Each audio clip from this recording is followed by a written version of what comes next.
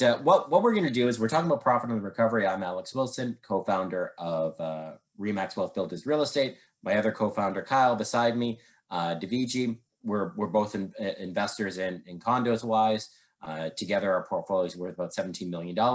And then below me, because we're talking about profit and the recovery wise, you need money to do that. So we bring in Amit. He's our mortgage broker wise. 2019, most volume in Ontario for a mortgage broker wise. So he knows what he's doing. He focuses on condos, investment properties for investors wise, and doesn't just work with myself, but works with all the top condo agents in downtown Toronto, the cream of the crop. So,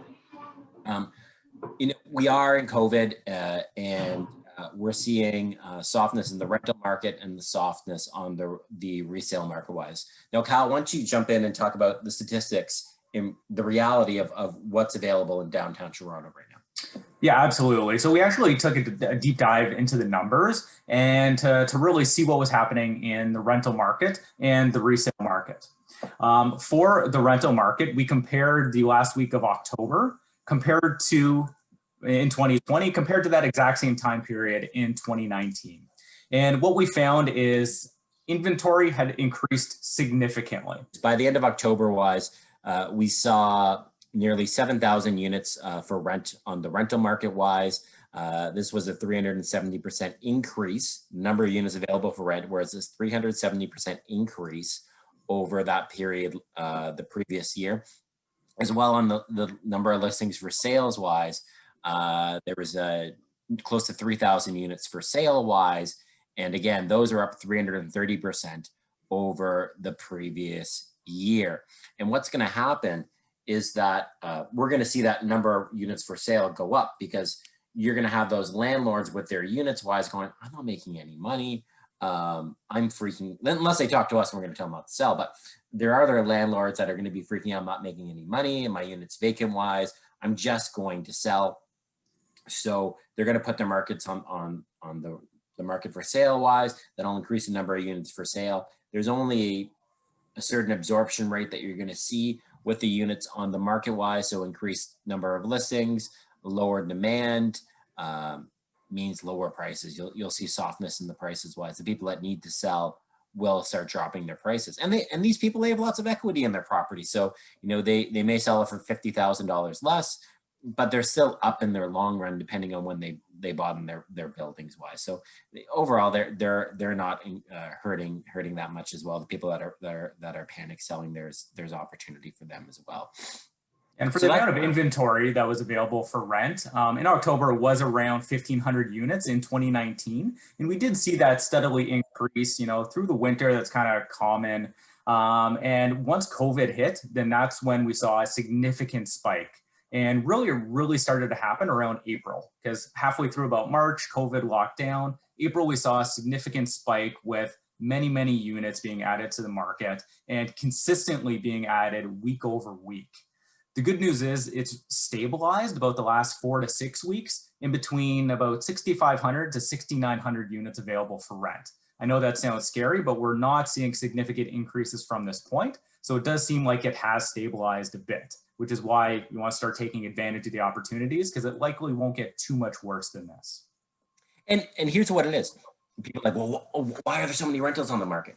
Well, there is no reason for anyone to live downtown right now. Zero. So I live downtown because I want to live close to work. Well, work's closed. All the office buildings are closed, realistically not opening until spring, summer 2021. Okay, well, I love going to Blue Jays, Leafs games, Raptors games. I love the energy down there. I love when there's concerts going on at the Scotiabank Arena, formerly the ACC. Oh, it's the vibrancy. Well, no live events. All those are all gone. Oh, I can't go to those. Oh, I love going out. I love the restaurant scene downtown. Well, guess what? Closed right now. No restaurants. So then you have the other side of it, immigration and international students wise. Well, international students, those slowed to a crawl this year wise, and immigration numbers are down because of closed borders. So all the drivers that typically drive the downtown condo market, those are all non-existent. Now, they're non-existent because of man-made factors, a response to COVID wise. Now, it's very acute. You shut everything down, as Kyle said. the level has stabilized in regards to the number of listings we're seeing currently on the market wise. For rent wise, you may see some of those bleed into the market for sale wise. But that's where we're at. So that if you take everything away, that's where you're going to be at for those inventory levels wise. Rental prices have gone down, vacancies have gone up, obviously, which we discussed. So is all that going to stay? Are all the office buildings going to stay closed indefinitely? No. Will there never be a restaurant open again? No, there'll be restaurants open again because there's Hungry Mouths downtown Toronto. Will the professional sports leagues, will concerts, will all those events, conventions, everything, will those never come back? No, those will happen again. So everything is on hold, obviously, until the vaccine and a proper vaccination, everything like that. Now, to run that full course, you're probably going through all of 2021 with things normalizing in 2022. So we're bottoming out right now, and then after that, we're going to see the recovery wise. If you look at everything that was happening before COVID in downtown Toronto, everything shut down. Then there's going to be a post recovery wise.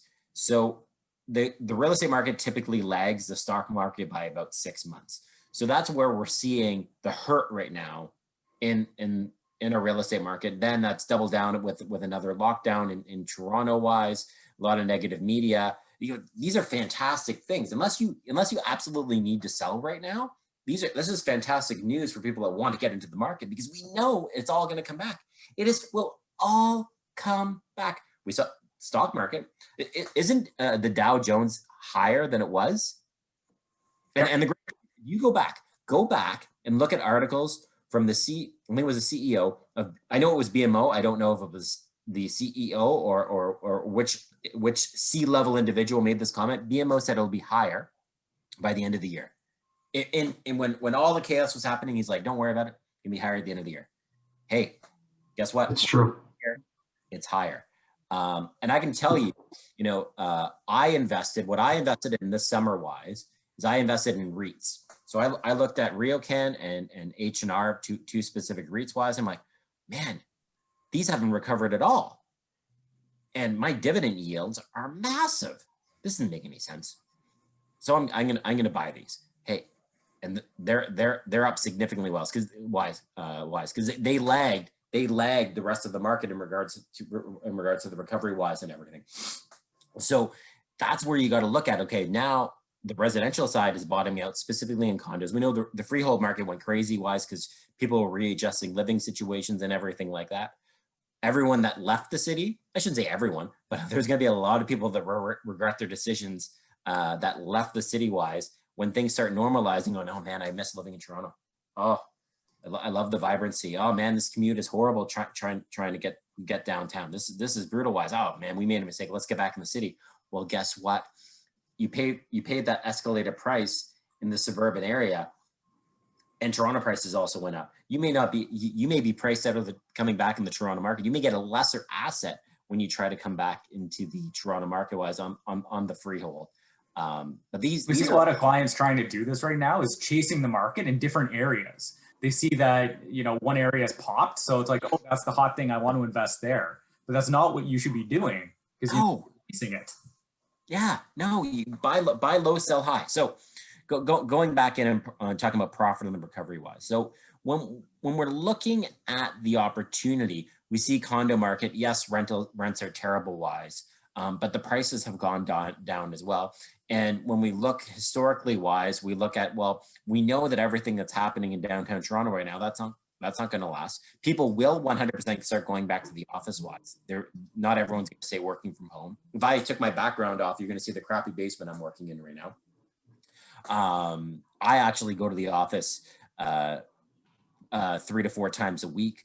I have young children. There's no way I want to stay at home. I know Amit's at his office right now. Kyle is at home. But and I know Kyle's eager to get back to the office as well, because there are all the synergies and everything that happen in the office place. Yes, you can be more efficient at home. That is true. But pre-COVID wise, there were studies done on this. Yes, there is efficiency that can be built in at home wise. But the problem is when you get 6 to 9 months into these situations wise, your efficiency goes up, but your ability to take leaps reduces. So you don't have that collaboration. You don't have those breakout moments when everyone is working separately, little islands wise. That's the issue. So you can increase efficiency, you can get more done, but in order to take that next leap, that next innovative leap, there has to be collaboration and people being together wise. And collaboration and growth of companies is completely missing right now. Yes. So yes, we can all tread water. We're all treading water right now. We're seeing efficiency jumps, but in order to make the big jumps, those are all missing.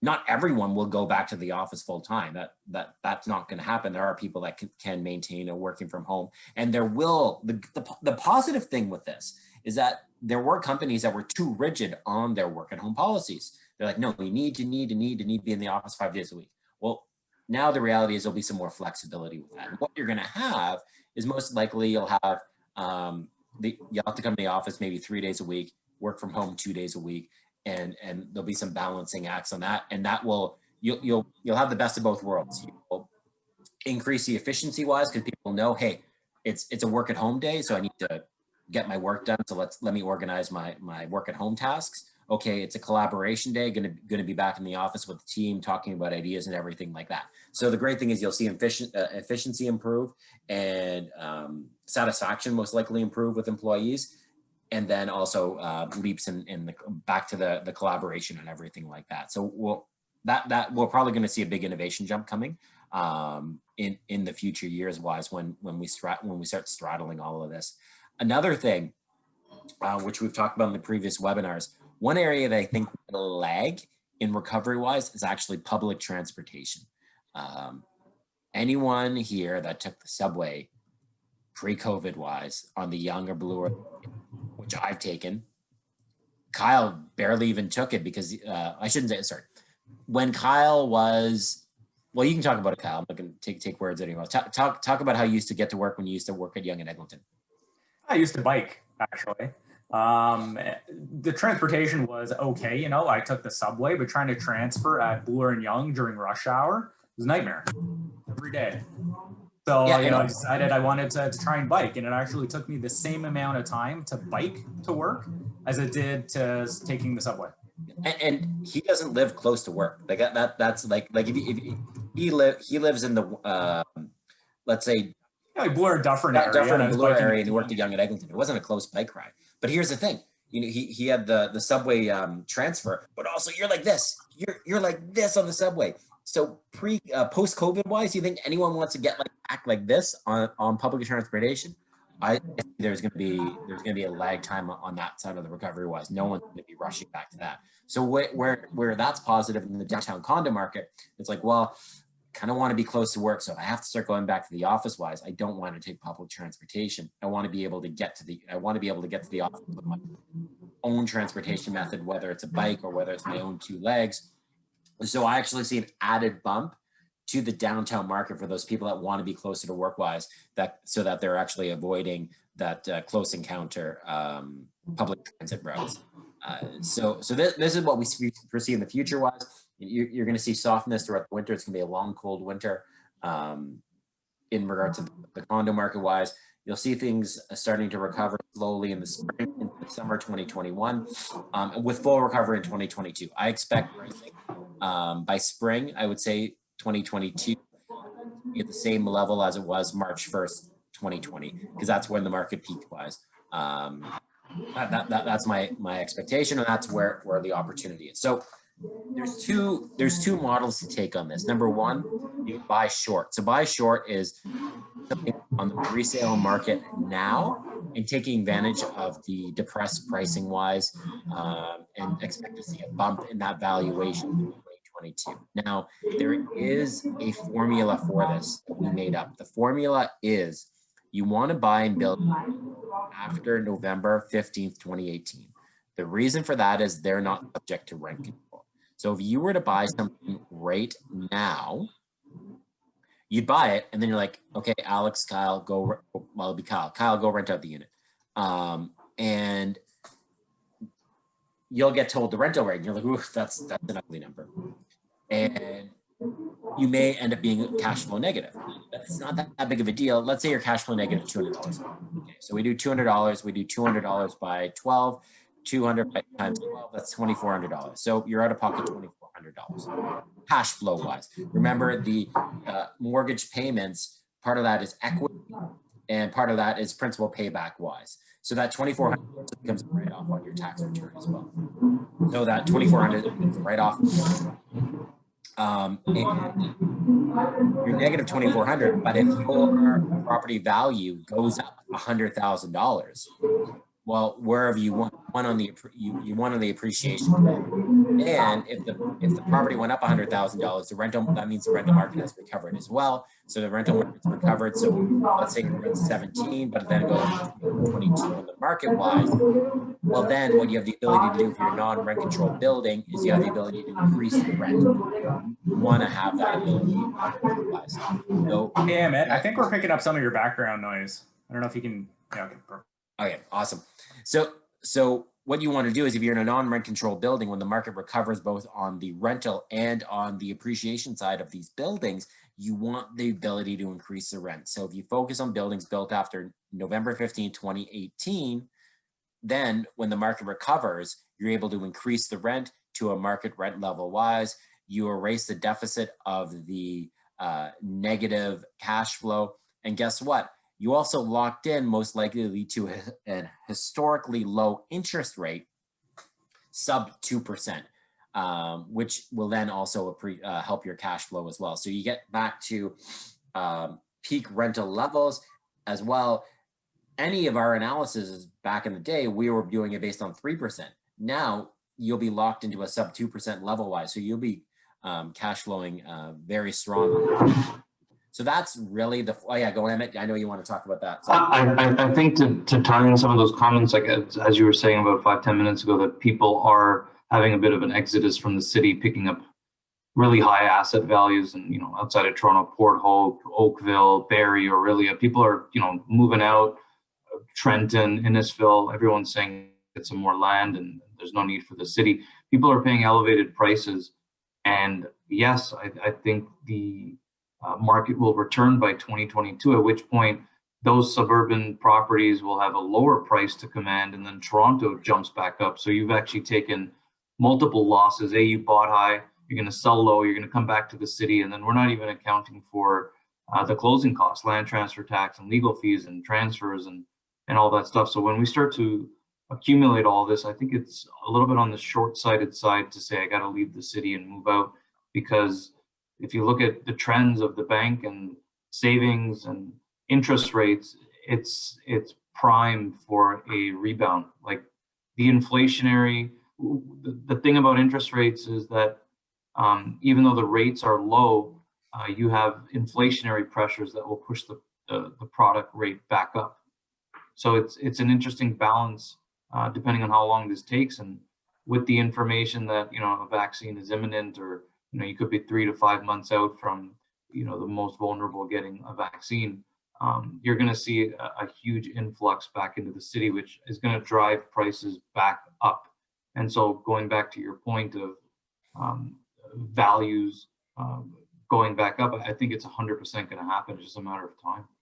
Yeah. And that's the buy short. Now the buy long is like, well, Alex, you know what? I don't want to deal with a mortgage right now.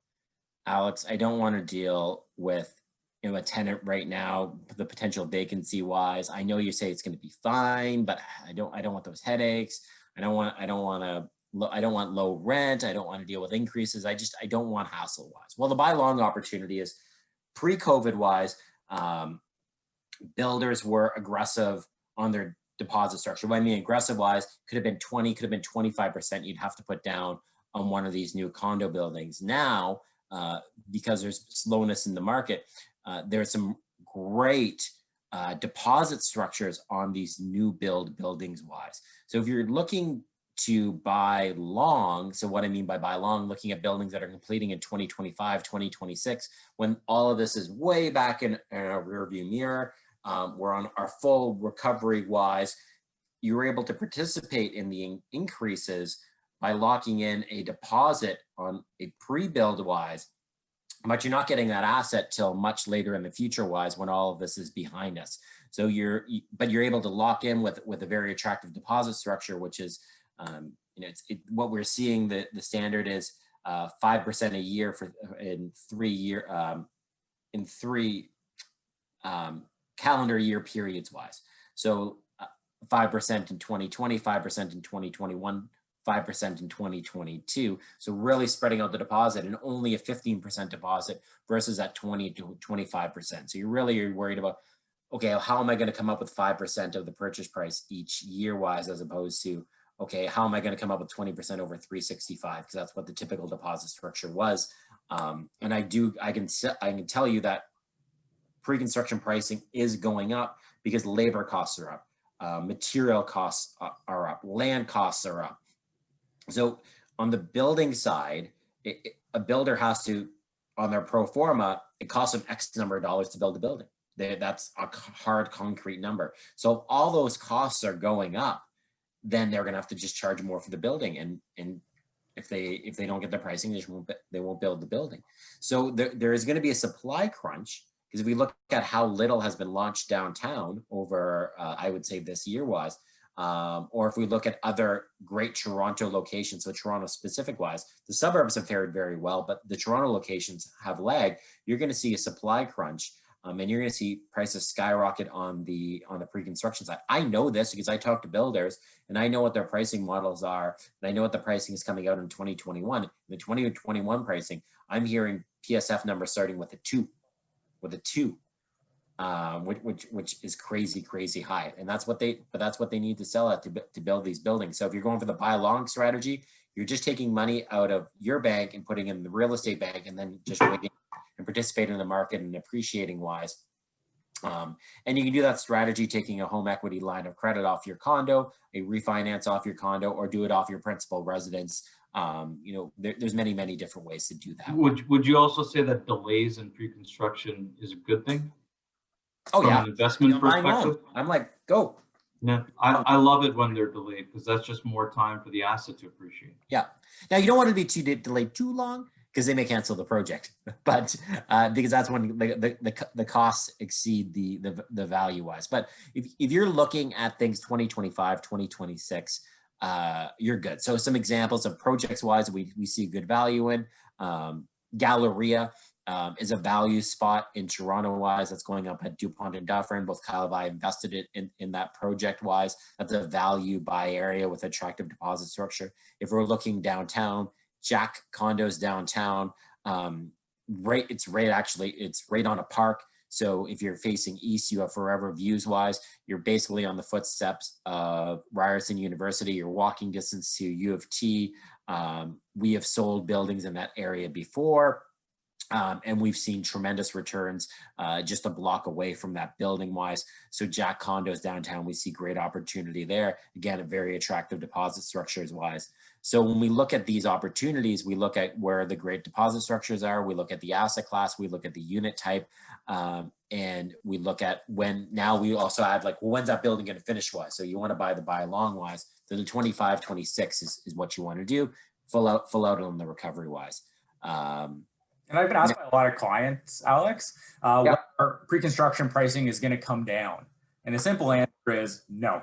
There's no chance. With everything happening, the costs going up, it's not going to happen. And if the builder can't build a building at that price, they just won't build it. They just won't build it. They just won't build it. They'll wait a year, and everything will just get pushed back. They'll get the money because, again, as we said, they can't afford to build it. So why would they build it? No one. It's just not going to happen. But all our models say, all are looking at our demographics wise. And we talk about the immigration numbers that are coming post-COVID wise. They're going to be huge. So yes, the government has said it'll be over 400,000 2021 and escalating 2022, 2023. But what people have to understand is that our recovery will rely on this immigration. We are an immigration-based economy-wise. Immigration is part of the whole mathematical equation in regards to growth-wise that happens when governments are mapping out, okay, how much money do we have coming in and everything like that. Immigration is positive to growth in the economy wise. So it is essential that we hit these immigration numbers. And Toronto is always a positive benefactor of higher immigration numbers. And the type of individuals are targeting immigration to skilled labor, high skilled labor. So we're looking engineers, doctors wise, professionals that are coming here. You're also looking at wealth-based individuals coming here. So it's basically you're cherry picking in regards to other countries going, "I'm gonna take that one." Actually, you think cherry picking. Think it back to when you're in grade school. You're back in grade school, and you're picking teams. You're picking you're picking all the top players first. You're picking all the top players first. That's what we're doing. That's what they do in immigration wise. They're like, "This one looks good. I'll take that one. I'll take that one. That one's gonna make me more money here. That one's gonna make me more money there." That's what they do. That's how they let people in. Yes, you have refugees that come in. You have individuals coming in on family support wise, but the bulk of individuals that come in are purely based on economic needs.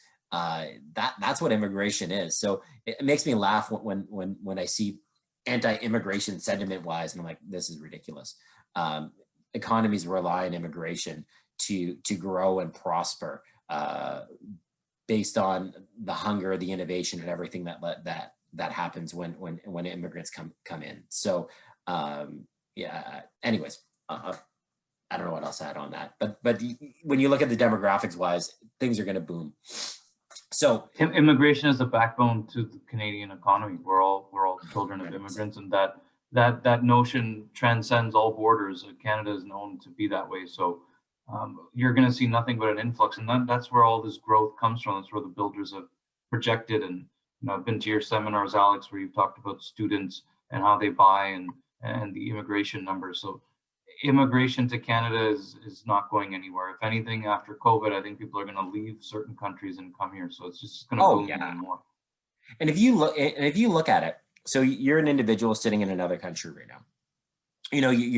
I'm not talking about American immigration. I'm talking about developing country immigration wise. If I'm sitting in China, I'm sitting in India, these various countries, and I'm wealth based, and my kids highly educated wise. Well, where do I want to relocate my family? Well, even though there is a turning of the tide in the U.S., still 72 million people voted for the current regime.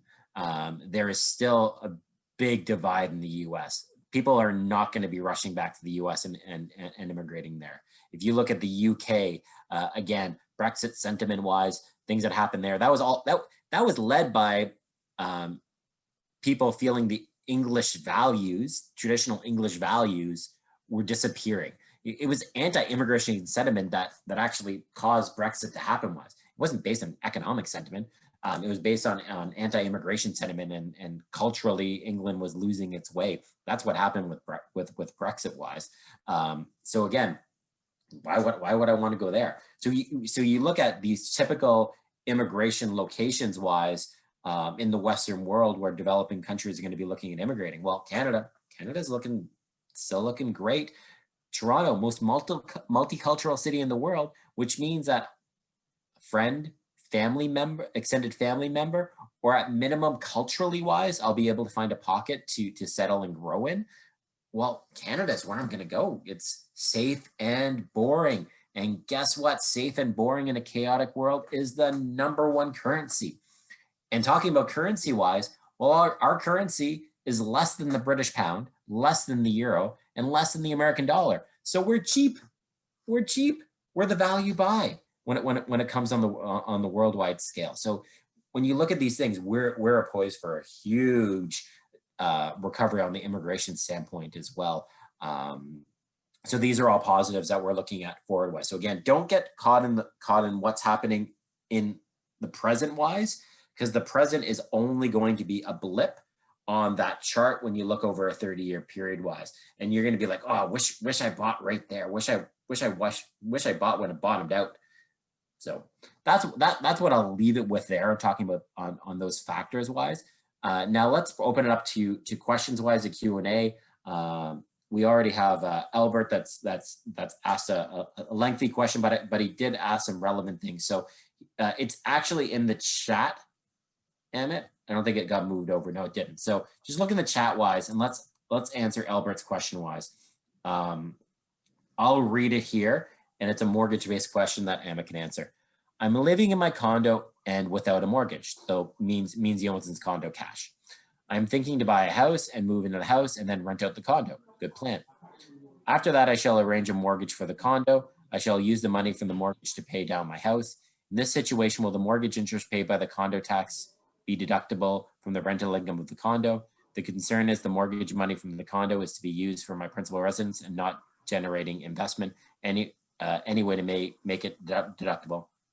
And then next line, he said, some banks do not want to issue mortgage if the title of the condo is in a corporation. Okay, well, these are two different things. So let's answer that first question from Albert Wise in regards to refinancing the condo to buy a house and then renting it. So Albert, from a refinance perspective, you tap into the equity of the condo. Let's say it's worth $500,000. You can take out a mortgage of $400,000, and if you haven't bought anything yet, from a mortgage perspective, the bank from a bank different than a government perspective. So from a banking perspective, it's an owner-occupied home. You've taken out the money. What you're using it for is completely up to you. From a CRA perspective, once you have rented out the condo and moved into the new property, the mortgage and or line of credit on that condo is deductible on your tax return, on the personal tax return. The specific form number is T776. So on that form is the rental income statement, and any liabilities or mortgages that are held on a rental property are then deductible for tax reasons. So the answer is yes, regardless of how you take the money out of the property. If that property is deemed a rental, it is deductible 100%.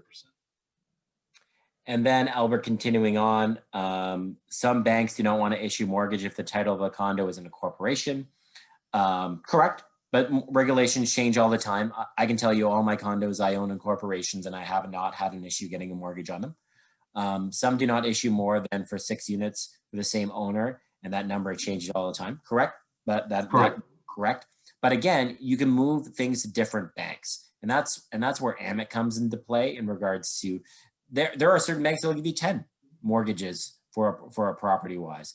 They hover between 5, 8, 10, 12, and unlimited. So some banks. Yeah. So the main thing that as citizens we don't realize is there's actually 40 different banks in Canada, but we're only used to the 5 or 6 that we see on the street and the branches: TDs, Royals, CIBCs, Bank of Montreal's, etc. But there's a stack of other lenders in the country with competitive rates, such as Desjardins, Manulife, National, ICICI, HSBC, Meridian. The list goes on, and they all have different policies. So Alex has sent me clients who are buying property number 19, number 18, number 20. All those mortgages get done. I always say the same thing to a client.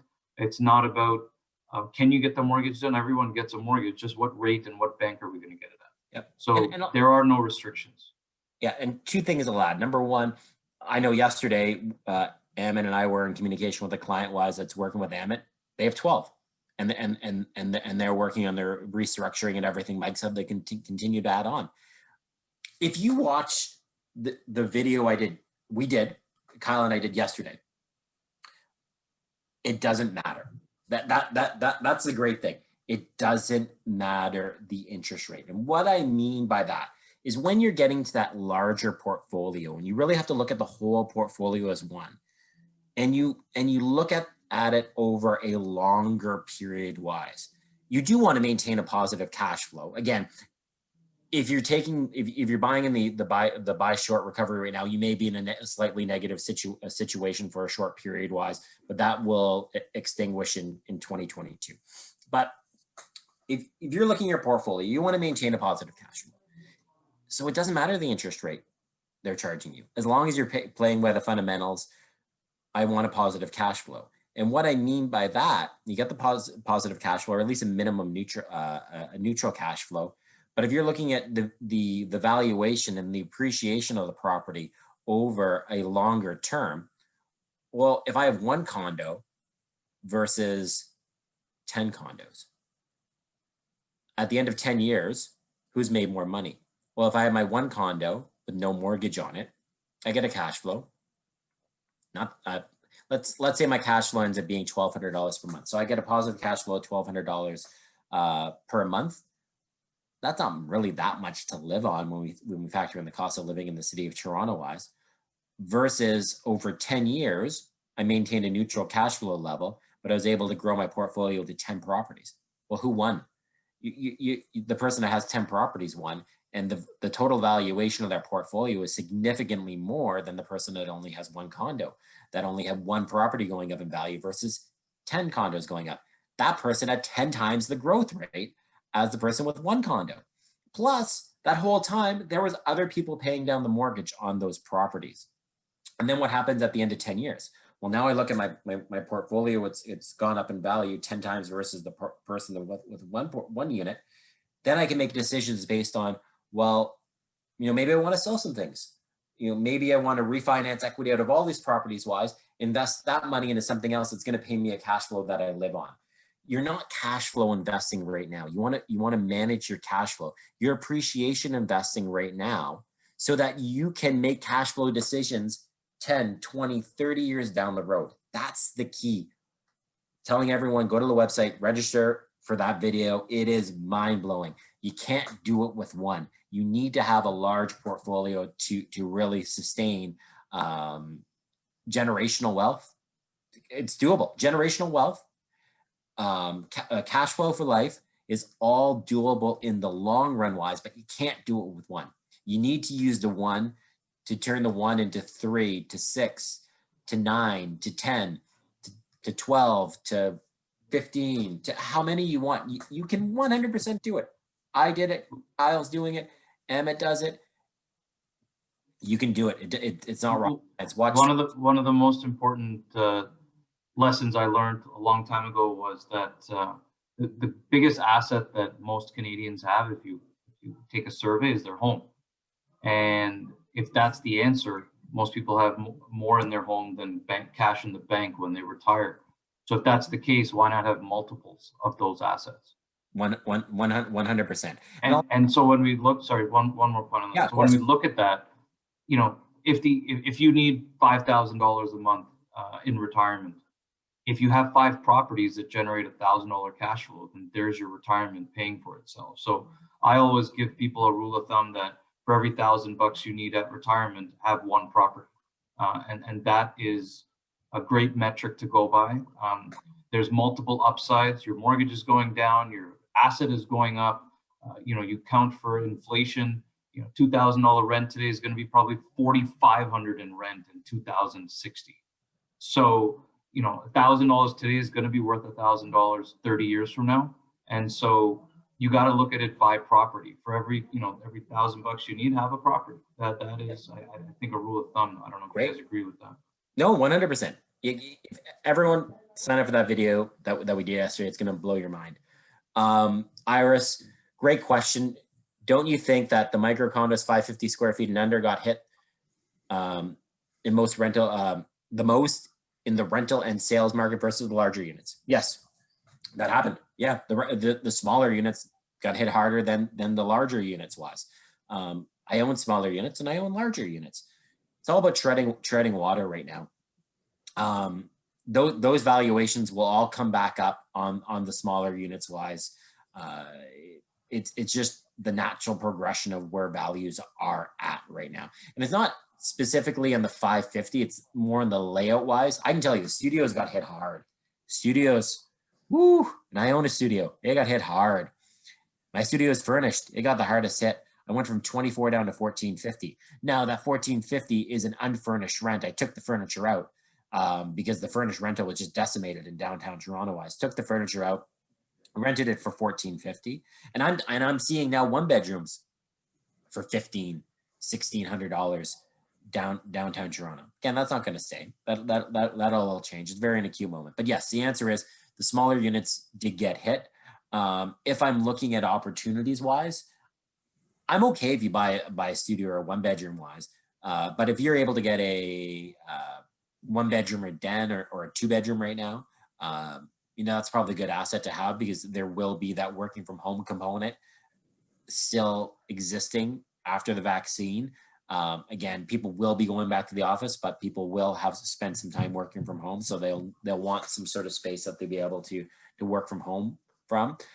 We've also said in previous videos, add good units right now. Don't add crap right now. The crap is the stuff that doesn't get rented right now. So it's not about adding crap. It's buying good layouts where you see value in it. Add the good units right now, because there are opportunities with the good units. And that flows well into Vino's question, which is next. Any specific buildings to look downtown for resale? Any buildings being discounted more than others? So we're looking at the buildings built after November 15th, 2018. Again, I don't want to be handicapped by rent control wise. So I would say focusing in on buildings built after November 15, 2018. There could be more deals in the units built pre November 15, 2018.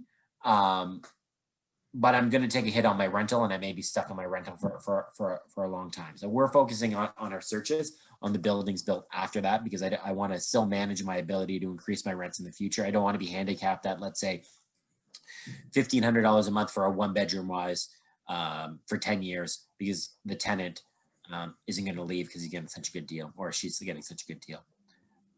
And again, we've talked about this, and I haven't sent it out yet, but there is going to be a deal sheet that goes out weekly where we have specifically identified good deals on the market wise. So people will get that email shortly. Hopefully I'll get it out tomorrow. No promises. The first one is always the most difficult to get out wise. We're collecting the deals that we see on the market. Is York Region's so York Region condos went down as well. Is it a good place to invest as well?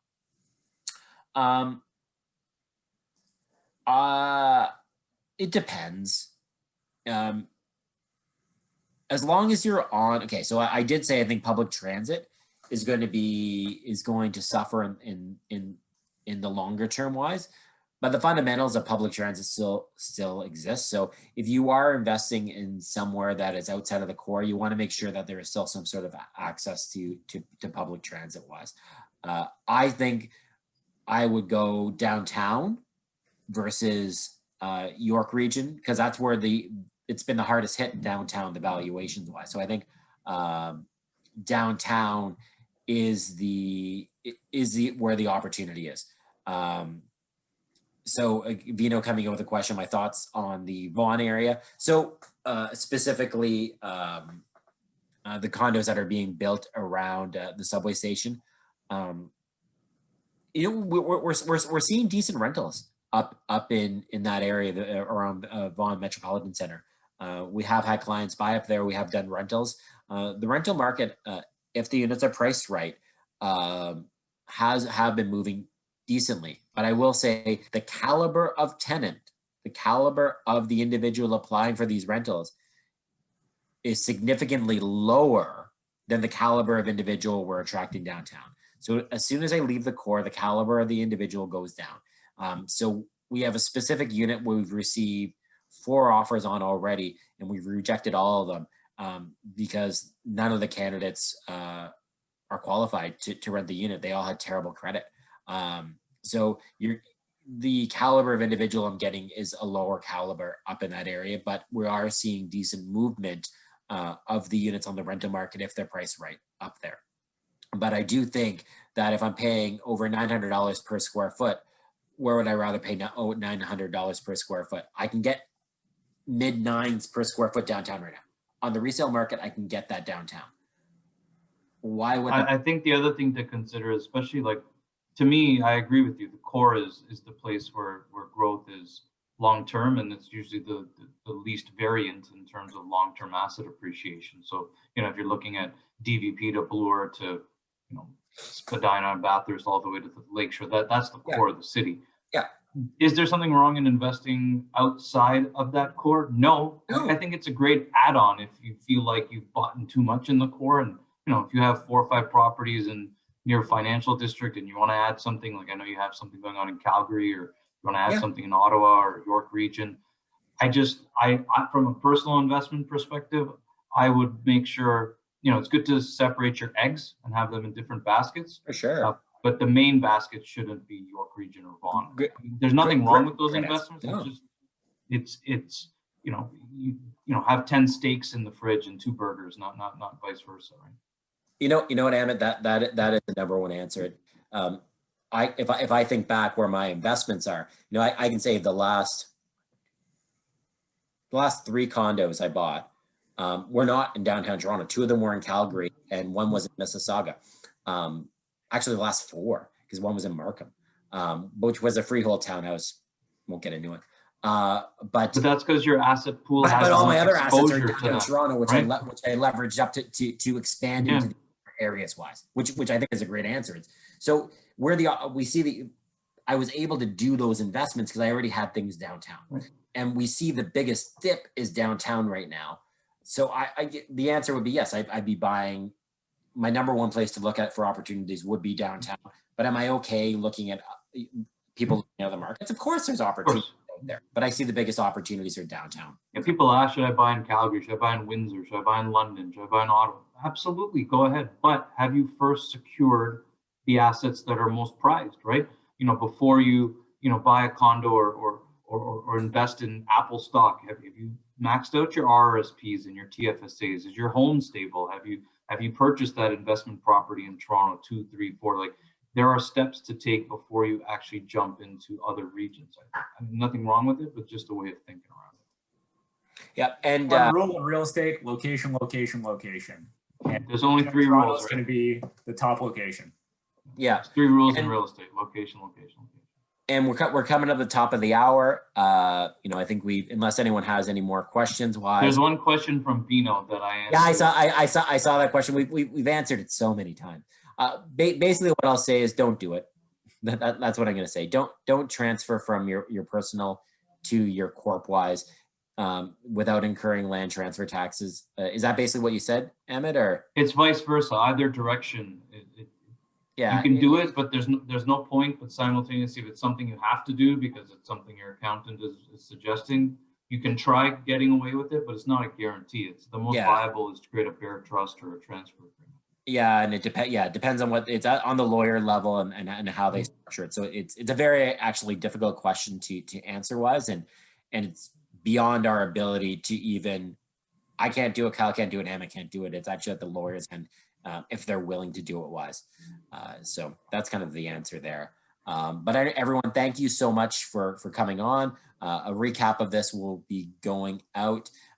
And by attending, you will get the email of our top deals, that weekly email that will go out. So thank you so much for attending wise. If you do need to reach out for us on anything, our contact details will be in the email. Thank you, Iris, as well for coming. Okay, thanks everyone. Talk to you later. Thank you.